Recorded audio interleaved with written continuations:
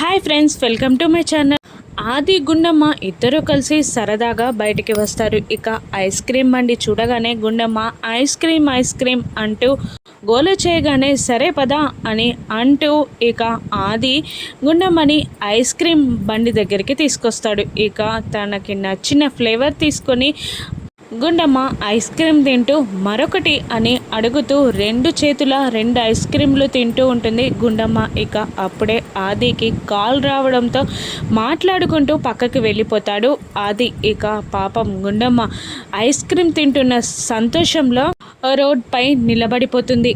ఎటు నుంచి ఏం వస్తుందా కూడా గమనించదు. ఇక నీరజాదేవి పంపించిన రౌడీలు ఒక కార్లో గుండమ్మని చంపడానికి ప్లాన్ చేసుకొని వాళ్ళు బయటికి వచ్చారు అని తెలుసుకొని నడి రోడ్డుపై నిలబడిన గుండమ్మని కారుతో గుద్దేయబోతారు. ఇక కారు గుండమ్మని గుద్దేస్తుంది అని చూసిన ఆది గుండమ్మ అని అరుచుకుంటూ కార్ గుండమ్మని గుద్దకుండా గుండమ్మని పక్కకి లాగి కింద పడిపోతాడు ఆది. గుండమ్మ కూడా కింద పడిపోతుంది. ఇక కింద పడిన ఆదికి తలకి దెబ్బ తగులుతుంది. ఇక ఆ కార్లో ఉన్న వాళ్ళని గుండమ్మ అని అరుస్తూ ఆదిని చూస్తూ అయ్యో ఏమండి దెబ్బ తగిలింది, రక్తం కూడా వస్తుంది అని అంటూ ఆ కార్లో వెళ్తున్న వాళ్ళని కోపంగా చూస్తూ ఉంటుంది. ఇక ఆ రౌడీలు నీరజాదేవి పంపించిన మనుషులని పసిగట్టగలుగుతుందా?